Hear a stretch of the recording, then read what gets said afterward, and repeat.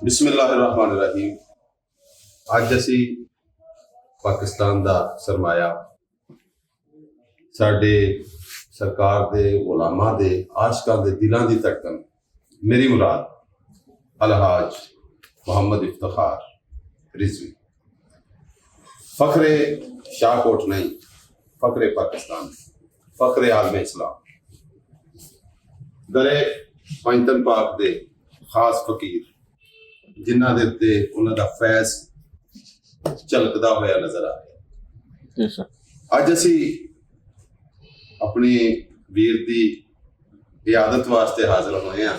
जनाब दा चेहरा वेख के दिल खुश हो गया है कि साइयां ने अपनी गुलामी दा खास फैज़ अता फरमाया और मेरी सारी टीम संगत मेरे नाल है।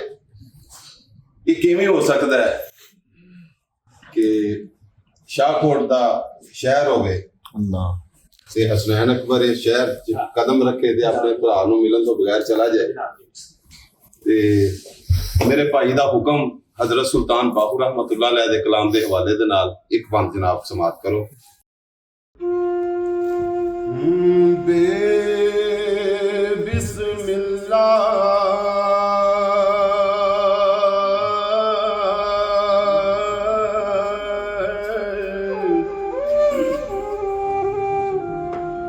बिस्मिल्लाह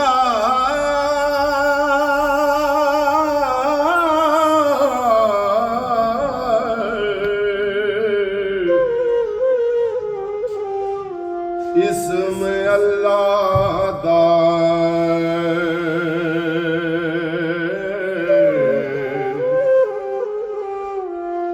ये भी कहना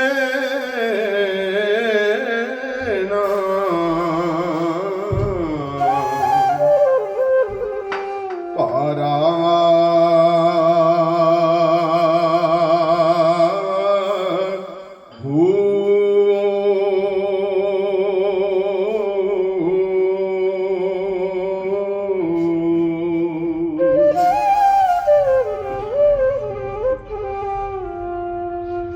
नाल शफायत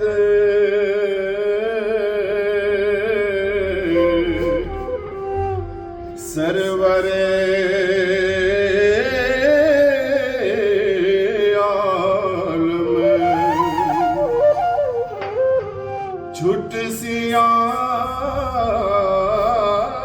आलम सारा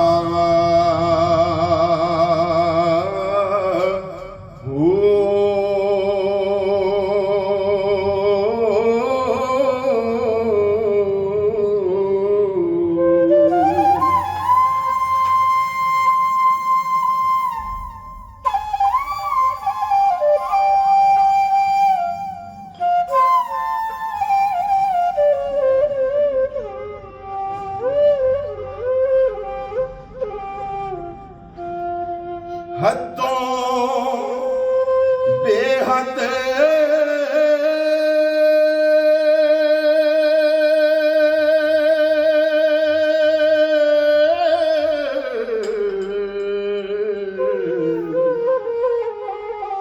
दुरूद नबी नूं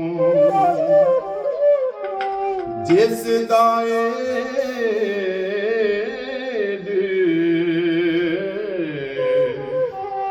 पसारा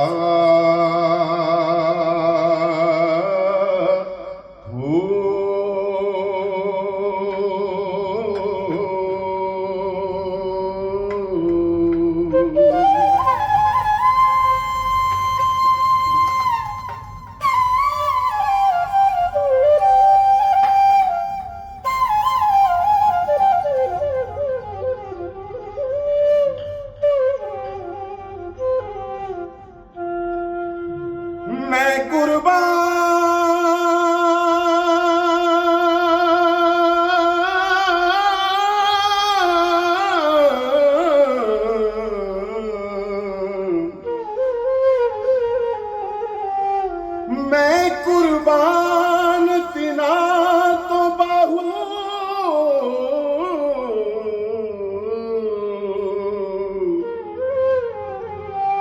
मैं कुर्बान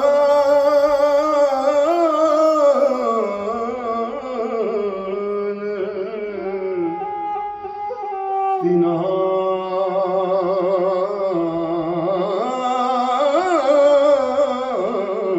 तो बाहू जिनों मिलिया नबी सुहारा